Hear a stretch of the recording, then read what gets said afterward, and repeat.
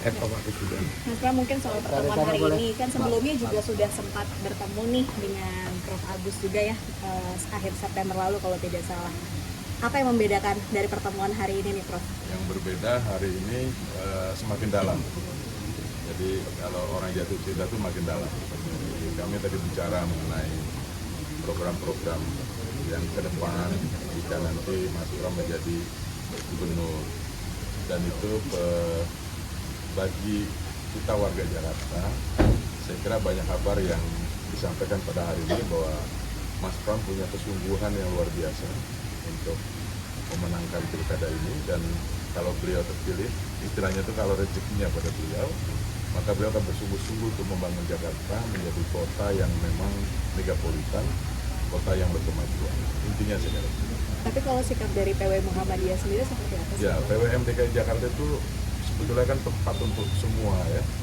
Kita menyebutnya tenda biru untuk semua. Dalam konteks pilgub, warga Muhammadiyah memang dibebaskan untuk memilih. Tetapi kita tentu memahami bahwa anak-anak muda punya ide gagasan, mereka membentuk apa yang disebut dengan PMJ, Punggawa Matahari Jakarta. Dan orang tahu bahwa kalau disebut PMJ yaitu Muhammadiyah. Tapi institusinya, organisasinya Muhammadiyah harus netral dengan peristiwa ini dan mendorong supaya tidak, kalau Muhammadiyah intinya mendorong warga itu untuk berpartisipasi di dalam politik, ya. Tidak boleh jadi golput, tidak boleh gercos, ya, memilih, dan pilihannya itu diwadahi dengan sejumlah organisasi yang dibentuk oleh anak muda, orang tua, Aisyah, Nasional Asia, itu disilahkan. Dan teman-teman pasti bisa melihat kemana arah dari warga Muhammadiyah. Dari Mas Pram sendiri? Ya, yang pertama saya bersyukur hari ini siang ini diterima di kediaman Prof. Agus. Kalau udah diterima di kediaman itu pasti arti dan maknanya berbeda. Apalagi didampingi oleh para aktivis yang pemuda, nggak perlu saya sebutkan latar belakangnya, tetapi sekali lagi kami tadi berdiskusi cukup dalam, terutama bagaimana melihat persoalan-persoalan ke depan. Dan sekarang ini kan sudah tinggal beberapa hari lagi, sehingga saya akan lebih berkonsentrasi untuk keliling tetap bersilaturahmi seperti biasa. Karena debatnya udah lewat tadi malam. Ada pesan-pesan khusus nggak dari pemuda Muhammadiyah? Ya, yang paling utama adalah seperti yang disampaikan beliau tadi, supaya menggunakan hak pilih dan kemudian memilih secara rasional, karena di Muhammadiyah itu sangat terkenal rasionalitasnya, apalagi kemudian yang bisa membawa kebaikan bagi kita bersama, berkemajuan gitu.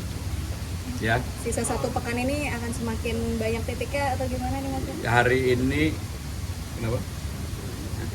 Saya secara khusus juga ingin mengucapkan selamat milad Muhammadiyah yang ke-112 pas tanggal 18 ini hari ini.